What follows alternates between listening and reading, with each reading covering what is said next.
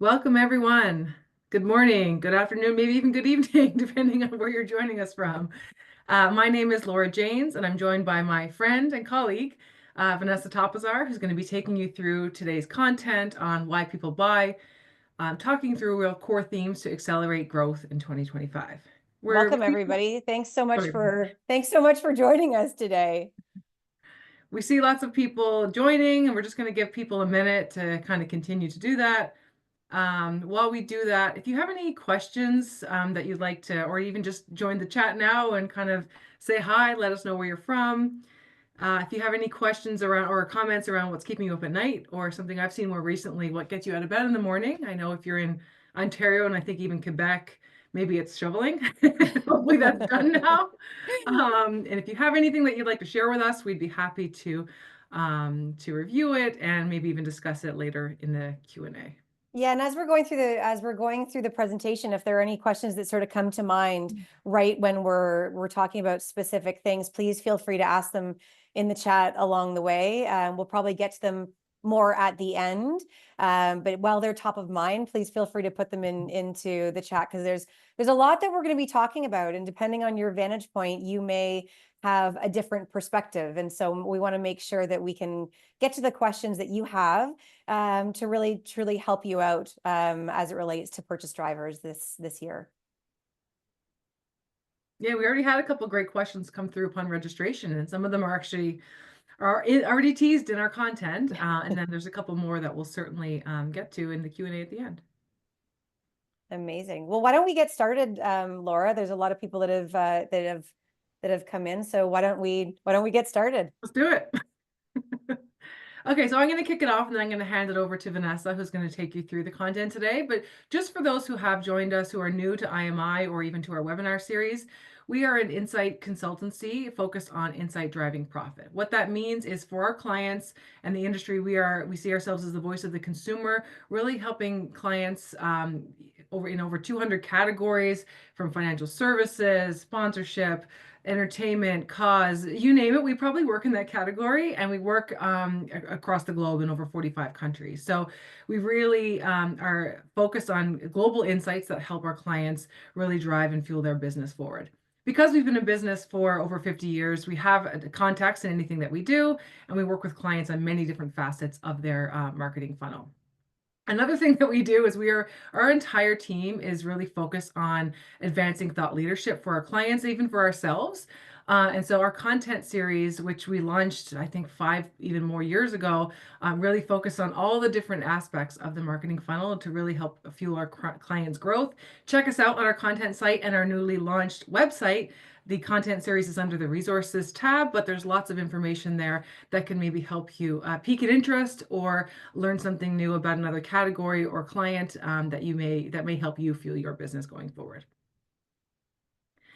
The insight from today's and many of our webinar series come from two products at IMI. One is IMI Pulse and one is IMI 24. And really what those two tools do is help us keep a pulse on what's happening in the marketplace. We have insights at our fingertips on consumer attitudes, consumer behaviors, passion points, and purchase drivers that really help us consult with our clients and really just help us ensure that we have a lens on what's happening and how the market is or will not change in the coming months, years, etc. And before I hand it over to Vanessa, hot off the press, you probably have heard about what's been happening over the last week, 2 weeks, actually even before that, but on the current tariff situation between Canada and the US. So we're going to do a quick snapshot at the end before I come back, or Vanessa will actually, before I come back for the Q&A. So please stay tuned, because there's some really interesting insights there that can hopefully help you fuel your business going forward. Yeah, we're excited to dive into that. So we will tease it a little bit today and give you a bit of a top line in terms of what Canadians and Americans are saying alike, because we know that on this presentation today, we have people from the UK, we have people from the US, people from Canada. We actually have some from Oz that I'm sure are going to be taking the recording and watching it later. But we will have a little bit at the end to share with you today. Great. Well, why don't I take it away then? Thanks so much, Laura, for the introduction. let's jump See you at into the end. why. Yeah, we'll see you at the end.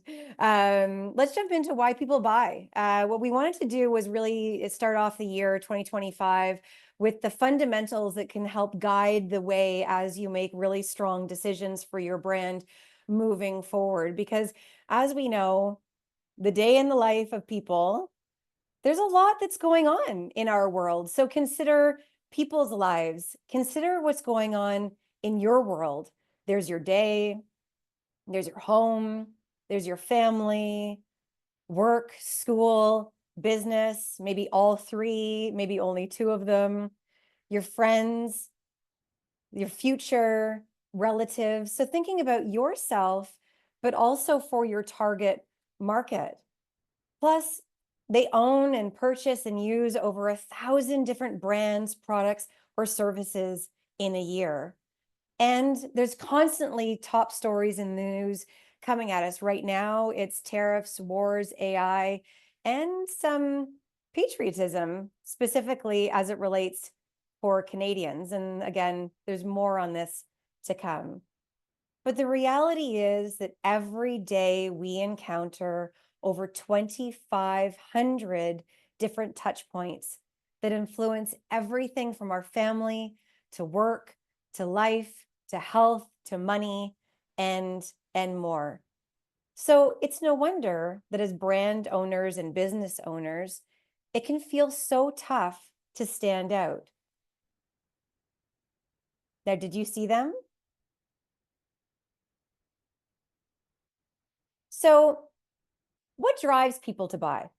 Let's dive into the top drivers of purchase. Now, here's how we look at it. It's an unbiased approach from the mind of the consumer.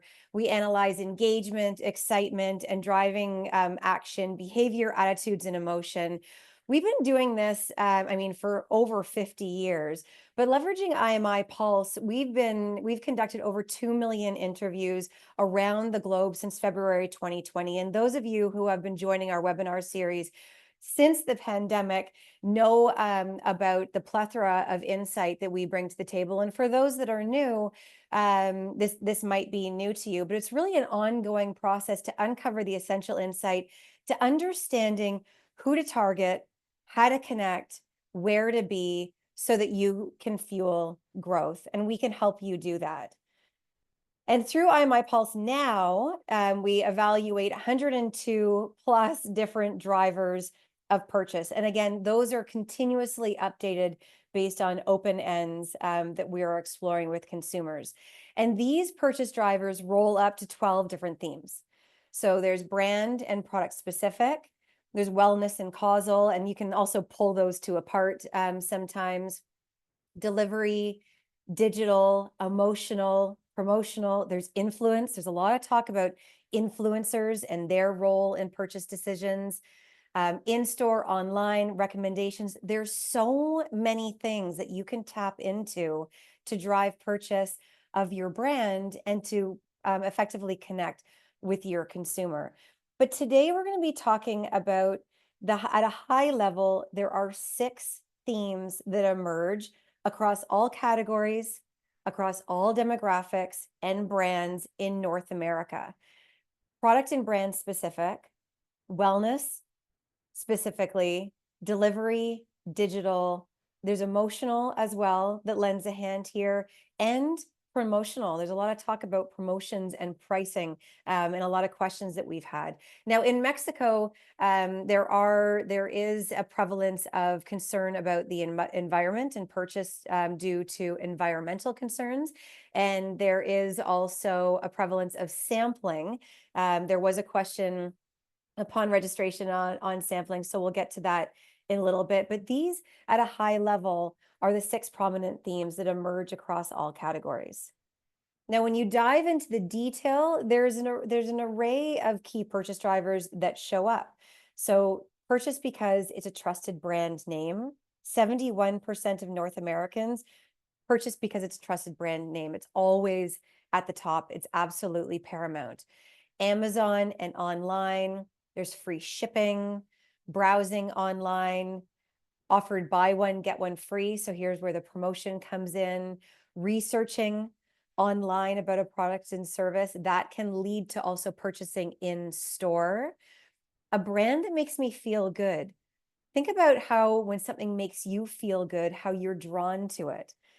Because the product is healthy, special pricing for a limited time, and redeeming a coupon for a discount. So there's an array of different purchase drivers that you can focus on as you look at a holistic approach for your brand. And close in at number 11 is recommendation from a friend at 62%. Now, recommendations are absolutely integral, especially if you're a small or a medium brand just starting out or looking to create that groundswell and that one-to-one connection. But it's also essential for larger brands who are required to continue to drive their incidence as consumers turn over in the category. Now let's look at each of these individually. Number one is brand. 250 million people in North America have made a purchase due to trust in the past 12 months, and that's ages 13 to 63. 250 million people. The importance of trust rings true across categories, brands, countries, and demographics. And it's kind of an unfortunate reality, but people do trust more brands than they do family or friends. So when you look at trust one, we're pretty much on an even ground. Family, friends, brands, 88, 90% of people trust at least one. But when you get into 6+, that's when brands start to make headway. And so as a brand, that's a really strong hold to have, and that's a really precious ground to have with your consumers. So people really trust brands. Now, trust is built with multiple components, and we'll add into the chat. This was originally presented in our Trust Exposed webinar, where we really broke down what drives trust and what you can do about it. So it's built on many components. There's reliability, dependability, consistency, value, price. The top drivers of trust, this is from the consumer's voice: quality, price, value, well known. If you're not out there, you literally don't exist, and cost. And cost and quality and value are two words that are used together really often. And the way that we see it and the way that it's proven, it's really the combination of delivering great. Now, on the flip side, there are key factors that lead to distrusting brands. So bad quality, false reputation, false claims, specs, you're inferior, you're cheap. So people aren't necessarily looking for the lowest price only. There is the value equation that comes into play. And the top three are misleading, cheap, and ineffective. So when you look at misleading, remember the importance of honesty and transparency in our viral world that we live in right now. When you look at cheap, at the top of what is important is the value equation, that cost and quality and price. And ineffective, you have to deliver. So if you say something, you have to deliver on it, or you will lose that trust from a consumer. Now, it takes many years to build trust. Over 5 years in the US, over 4 years in Canada, over 5 years in the UK. And if it's lost, there is the possibility to regain it with some, but not all people are going to come back. 65% will say yes, they will come back if there's action.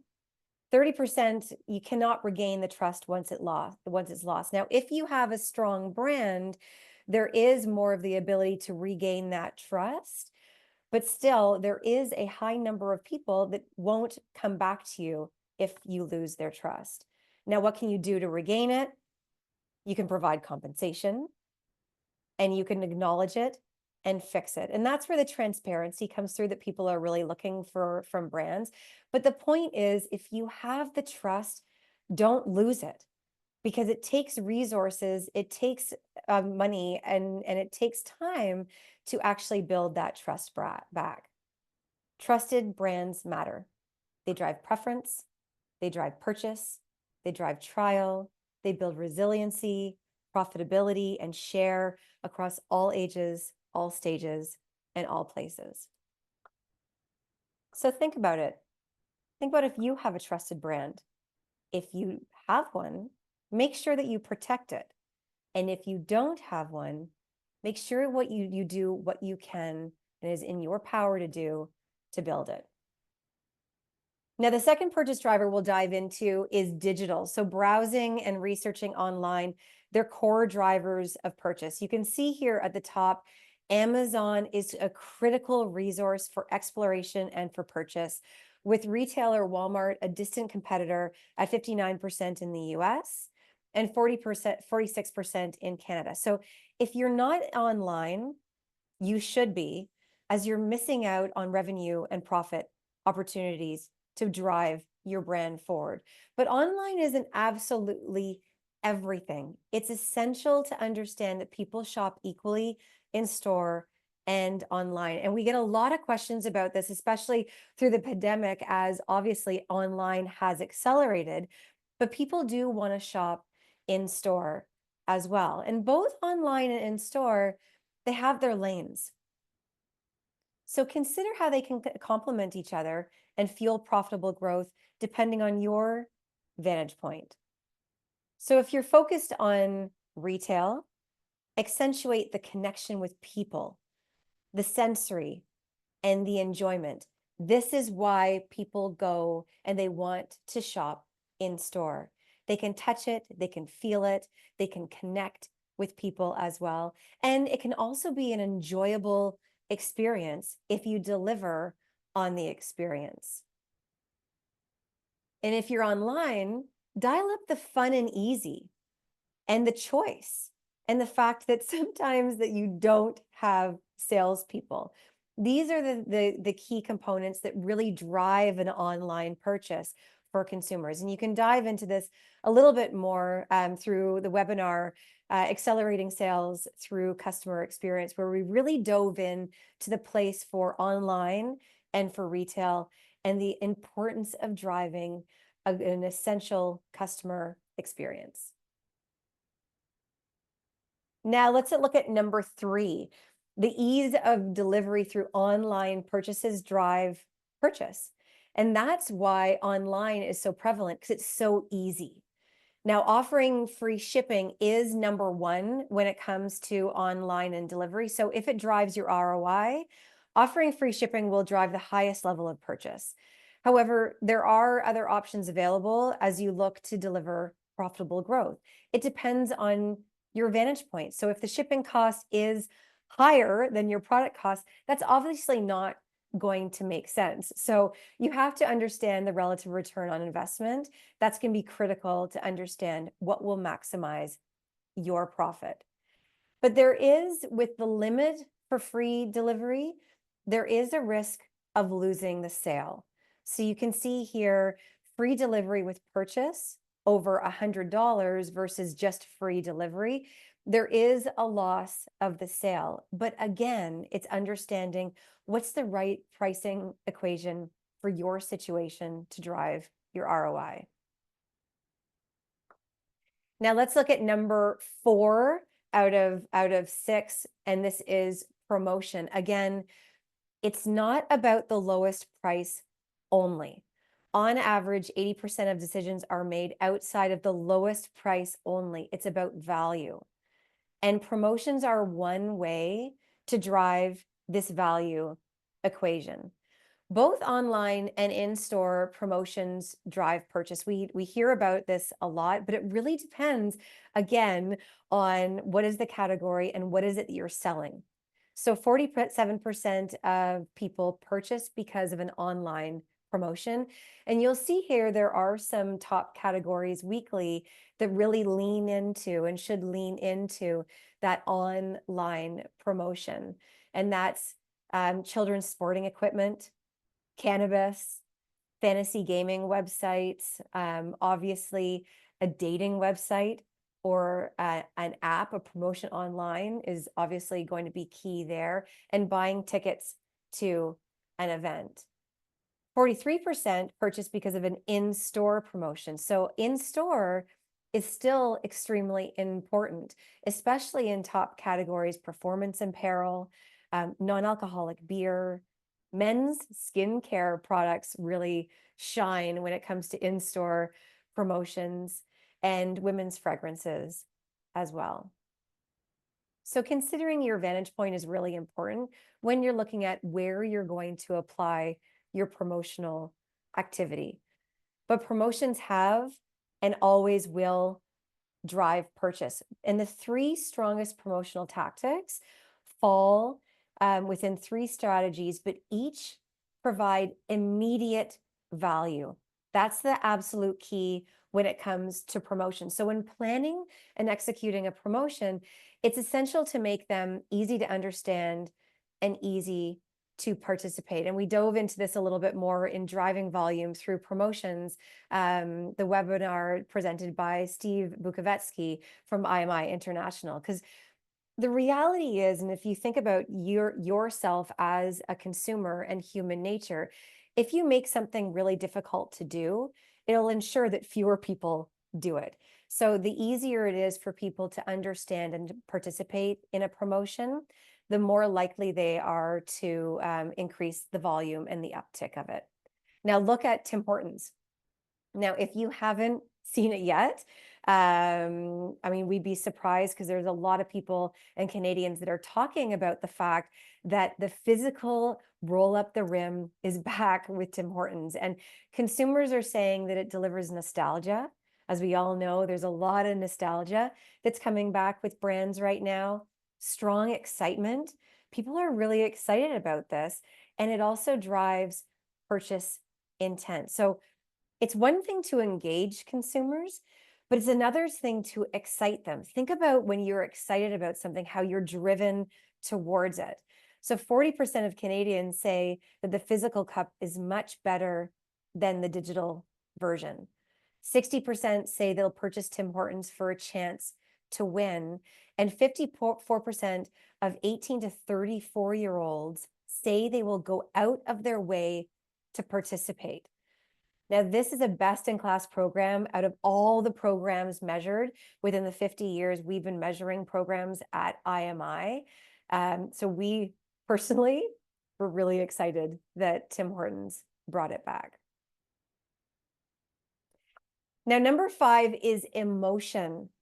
233 million people have purchased a brand because it makes them feel good in North America. So think about what makes you feel good and how you were drawn to it. And now as a brand or a product or service, consumers are going to feel exactly the same way. And although it's an emotional behavior, making people feel good can be driven both by functional and emotional attributes. And we dug into this in the Performance of Feeling Good webinar as well. But some of the things that people said in their own words that companies can do to make them feel good were quality and reliability. Think about Canadian Tire. Canadian Tire, time and time through and through, is a favorite brand in Canada specifically. Think about Amazon as well, quality and reliability. Customer experience and engagement. $30 billion is lost annually due to frustration because of a customer experience alone. And think about also sponsorship, and think about engagement and live events and the way that people feel and the way that you feel when you're attending a live event. Social responsibility and ethics, price discounts and specials. I mean, I don't know about you, but I love a good deal. Wellness and self-care, personalization and customization. Coca-Cola, the great success of Share a Coke, and it was personalized to your name or your friend's name. Starbucks, the great success coming out of the gate with the personal experience, and now they're starting to bring it back to that. Community and connection, and we'll talk a little bit again, as Laura mentioned at the beginning, about patriotism for a minute, and that community and connection that's coming in right now in Canada specifically. And innovation and creativity make people feel good as well. People are drawn to new. People want to experience new. And so continuing to innovate and be creative as a brand also makes people feel good. So it's proven that if a brand can make people feel good, it will directly fuel brand growth. Now let's look at number 6. This is the final one that we'll dive in today. There'll be more on this to come, diving into the other purchase drivers. But number 6 is wellness. 233 million North Americans have made a purchase because a product is healthy in the past 12 months alone. Now, remember, we talk about this all the time. Intentions aren't always reality. There is that say-do gap. So as you see here, there's a lot of people talking about they're going to jump off the cliff, and there's one person who's actually doing it. There are gaps in attitudes and behaviors. 61% of Canadians say they only eat healthy foods, but 79% eat fast food, 71% eat candy, 72% drink soda. So there is a gap in terms of the mathematical equation there. But there is excitement for people to be healthy. And what we're seeing across all generations is people are more excited to be healthy. And then, as we talked about, there's one thing to engage, but it's a next level to excite. So from your perspective, how can your brand, product, or service tap into this want and need to be healthy? So there is this say-do gap, and intentions don't always meet reality, but people want to. And there's a true excitement there to be able to do that. So what can you do to motivate? Now, let's explore a few nuances to the core purchase drivers at a category level, because many of the fundamentals ring true across segments, categories, and brands, but there are essential nuances that you need to keep in mind because one size doesn't always fit all. Purchase because a brand motivates people is also accelerating, and that's across the US, Canada, and Mexico.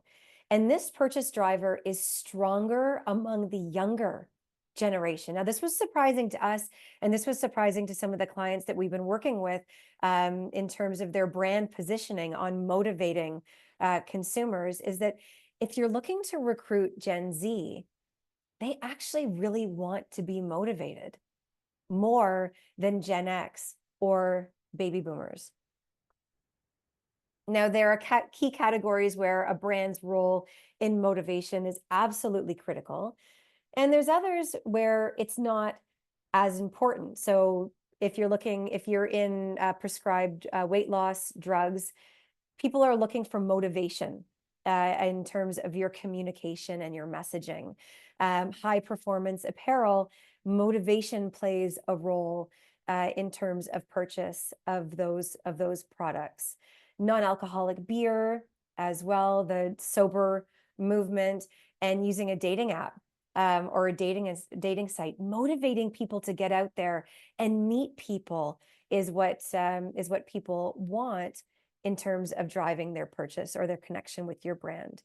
And then on the flip side, purchasing gas, then people aren't really looking for motivation there, paper products, salty snacks, or cookies, and purchasing laundry products. Although, I mean, I'd argue that motivation could be very helpful for those in doing laundry. I know that it could be for me. But the point is that knowing your consumer and the category drivers to focus on is what's essential. If you look at the Saks Fifth Avenue shopper, they look for brands to motivate them, but also to help create memories and make them feel good. Now, this is more of a luxury audience, that higher end audience. And that audience is really looking for experiences that money can't buy and connections that money can't buy. And on the flip side, the Marshall shoppers are looking more for price and promotion driven, but an emotional connection is still essential.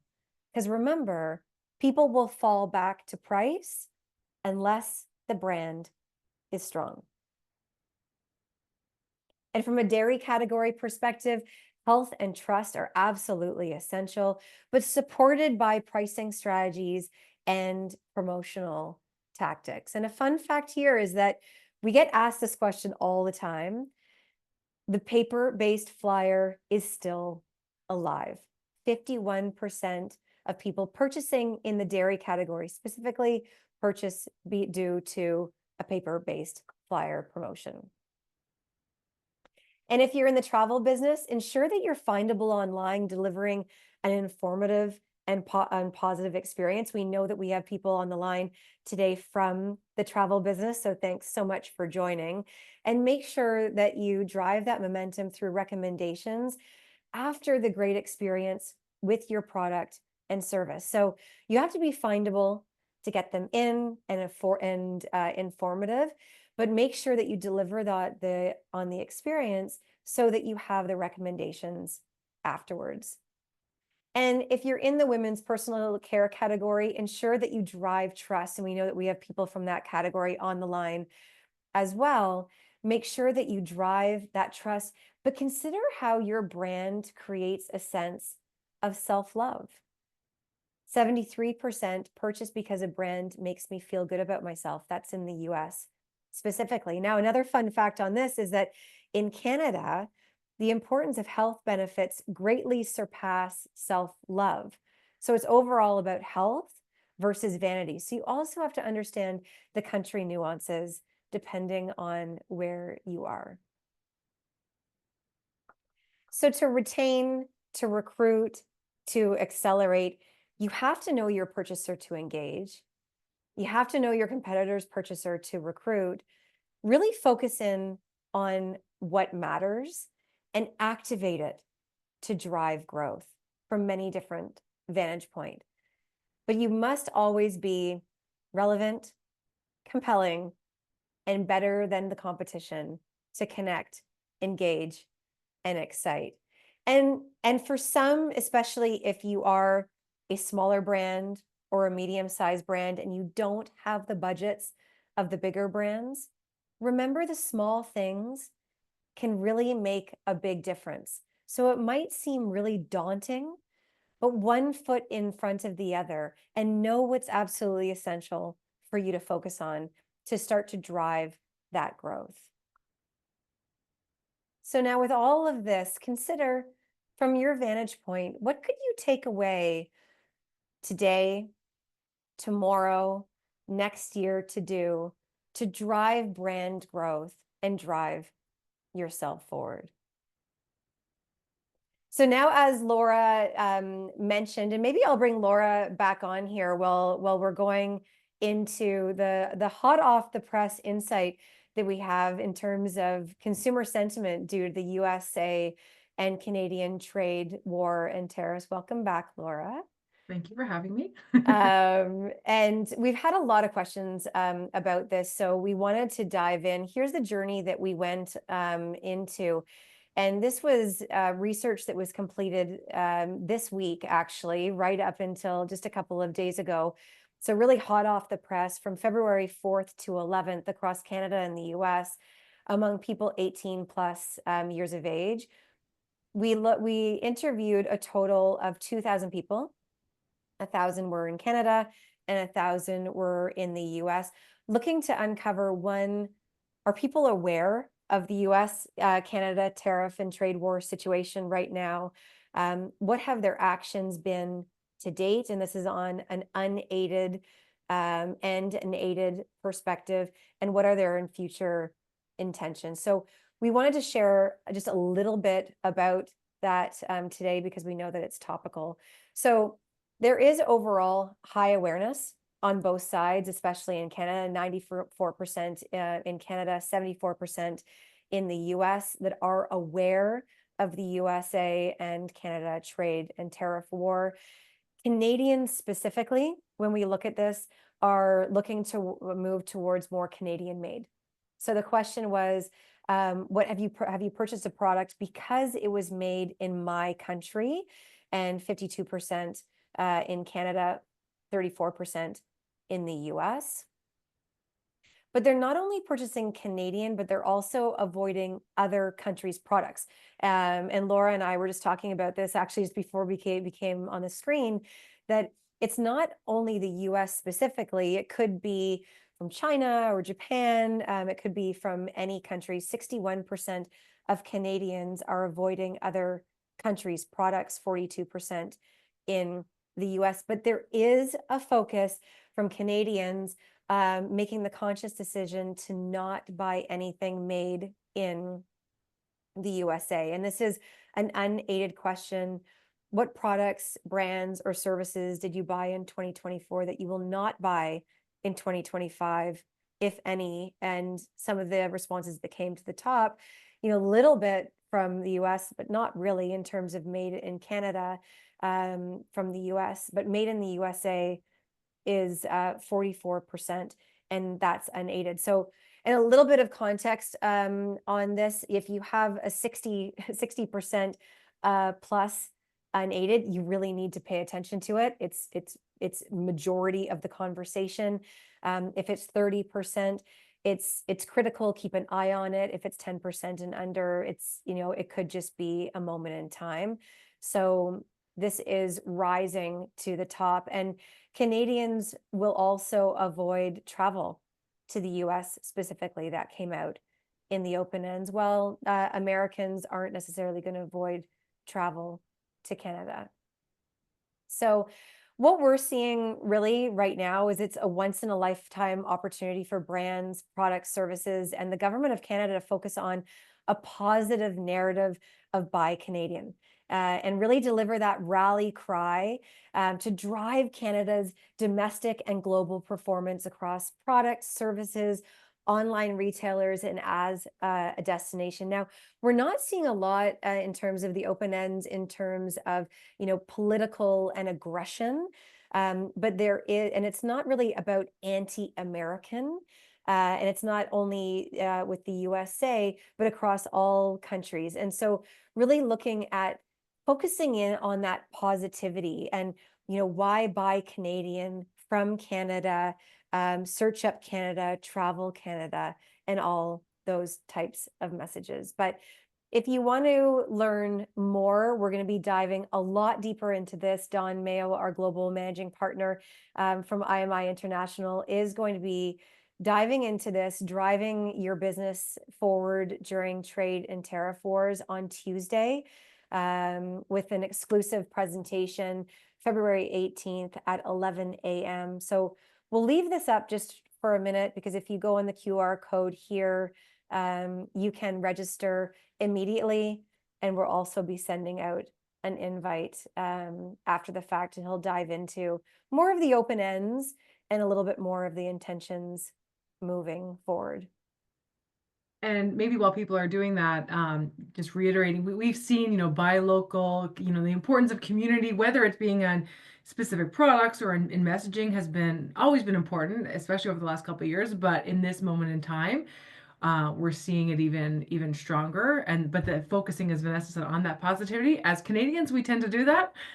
Anyway, we're not sorry in this case. So, this is really an opportunity for brands across many categories to really focus on how to do that for their brand.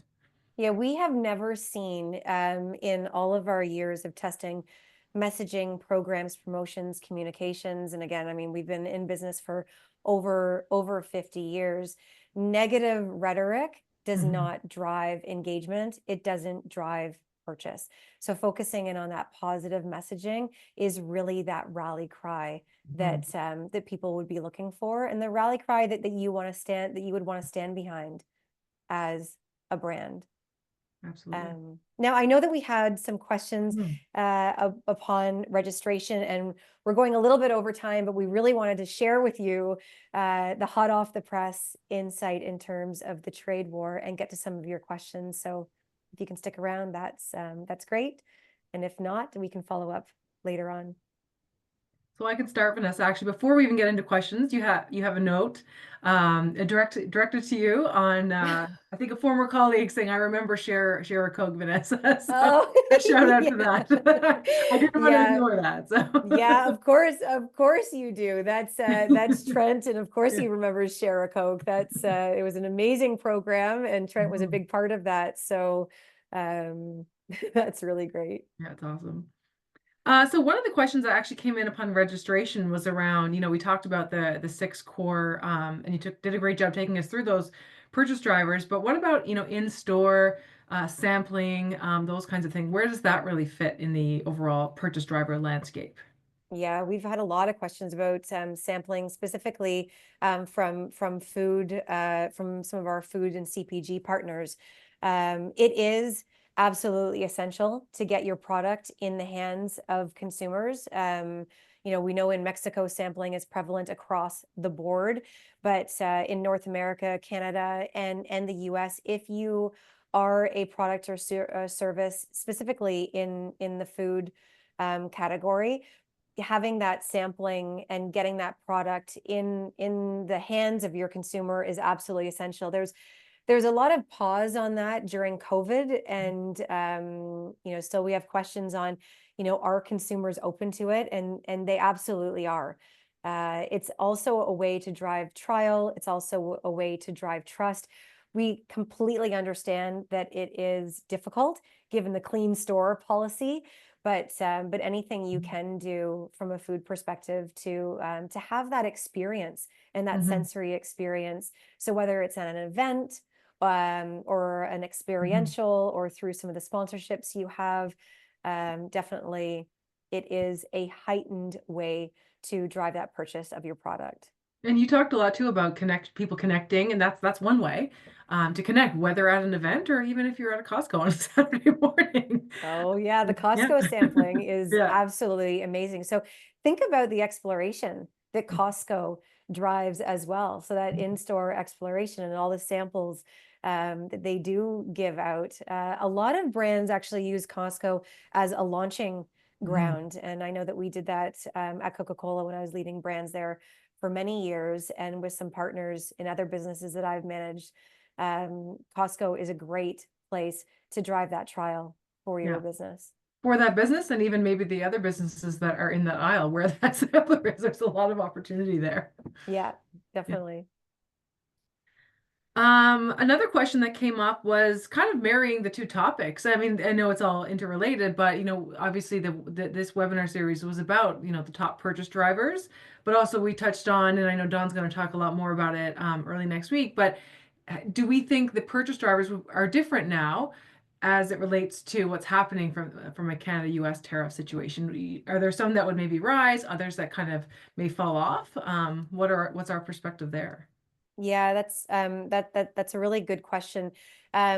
Listen, the fundamentals of purchase are tried and true. Yeah. They don't evolve dramatically. There are ebbs and flows. Right now, what we're seeing is 76% of Canadians are going to buy due to the lowest price with acceptable quality. And so that's where the value equation comes in. People aren't looking for cheap. And so how you display that acceptable quality is going to be different depending on your vantage point. But if you're in the food industry, we know we also have a lot of people in CPG that are on the webinar right now, and thank you for joining as well. The private label is going to be something that people do go towards because it is a lower price, generally speaking, and it is necessary. It is generally seen as good quality, depending on the private label. Mhm. So again, if you are a brand, you have to be communicating with consumers. You Mhm. have to be ensuring that consumers understand why you exist, that you exist, and why they should purchase you over Mhm. somebody else. Yeah. And so communication right now, especially in times of tariff wars and uncertainty, communication is absolutely essential. Now is not the time to pull back your Yeah. marketing budget. Now is the time to get your voice out in front of consumers. And we've seen that a lot in the ads, especially we're really touting that Canadian messaging. I mean, watching Four Nations last night, Laura, I don't know if you watched it. We were glued to it. And we Yeah. know that there are a lot of people from IMI that were there. There were a ton of ads, specifically around the Canadian notion, but people really focusing on their brand, and that's what you should be doing right now. Yeah, yeah, yeah. Focusing on your brand and ensuring that your message, your communication strategy, even your tactics are, as you kind of went through, are relevant, compelling, and better than competition. So yes, it's one thing to be Canadian made in Canada, but ensuring those fundamentals are there and that you have that right strategy to reach your target consumer. Yeah, Canadian made can't be everything. Yeah, exactly. And especially if you're not Canadian made, I mean, what are you going to do? Yeah, yeah, You have to figure out how to best resonate with your consumer, especially with the groundswell that's happening right yeah. now, in terms of the Buy Canadian movement. And we'll see how that all plays out.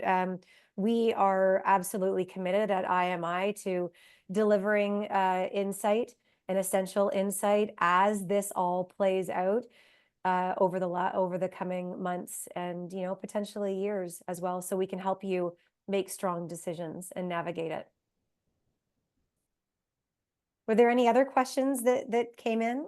Yeah, there was another question that somewhat related. One around is price. How much do we? And I know you spoke about it a little bit. How much do we think price is going to be an issue? And kind of with that, how are people just feeling financially? Obviously, price comes into play there as it relates to finances. But are we seeing any differences in trends over the last 5, even 10 years, in terms of how people are feeling about their personal budgets, maybe even their work budgets? Do we have any perspective there?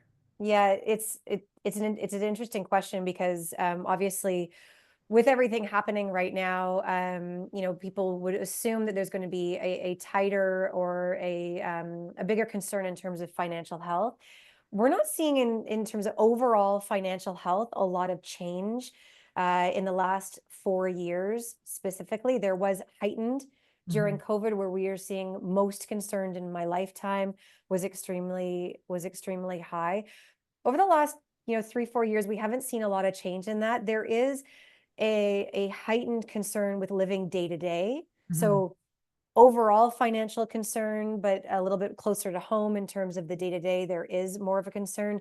And Dawn will dig a little bit more into that on Tuesday when we talk about driving the business during trade and tariff wars. We'll also talk about people's impact of AI and any concerns around that to their worlds and their business. Mm-hmm. Awesome. And actually, that's the great segue. The last question actually that came upon registration was around discussing the tariff wars. Yeah. So that's just another reminder about Tuesday. And Don will take us through the current situation, and I'm sure there'll be even some more hot off the press because the situation is unfolding kind of as we speak. Yeah, no, it definitely is. And as we know, it changes daily. And so we're committed to keeping a pulse from the voice of the consumer to Exactly. help you navigate this time. Yeah. Anyways, well, listen, thank you so much for joining. The recording of this and the report from this will be in your inbox early next week. If you have any questions, any concerns, anything that's top of mind that's really burning for you that you want some help with, please don't hesitate to reach out. We're always happy to have a conversation, lend a hand, and help you make strong decisions to fuel your growth. So thanks so much for joining. Thank you, everyone.